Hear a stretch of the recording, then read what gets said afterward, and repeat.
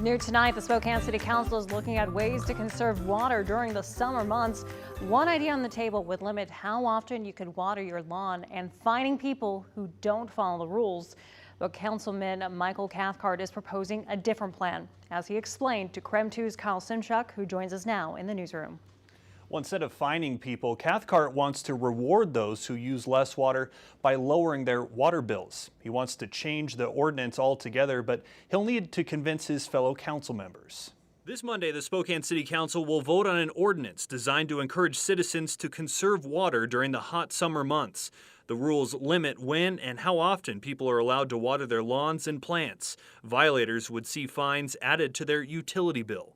It's going to be neighbors, turning in neighbors. And so if you've got a green lawn and your neighbor's got a brown lawn, they may not be happy with the fact you've got a green lawn. Councilman Michael Cathcart thinks the ordinance is too complex and the city wouldn't have the resources to enforce it.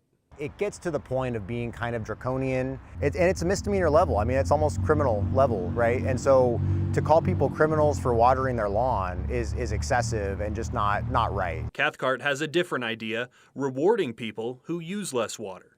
Let's start with incentives. Let's start with the carrot, not the stick. Under his proposal, the city would look at how much water each household used between September and August, establishing a baseline level.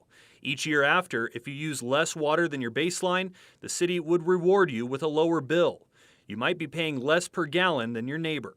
If you've reduced 20% over that next year period, then the year going forward, you get this benefit, this 25% reduction. Cathcart thinks his idea is more appealing and would have more success than the ordinance currently on the table. Human nature is, hey, if you incentivize me to do something, you're more likely to do it. If it's the government saying, well, we're going to beat you over the head to do it, I think you're more likely to revolt and to not want to go down that path. And Cathcart will introduce his changes to the ordinance at the council's 3:30 briefing session Monday. Members could vote to adopt the changes. If not, they'll be voting on the original ordinance, which Cathcart says he won't support. In the newsroom, Kyle Simchuk, KREM 2 News.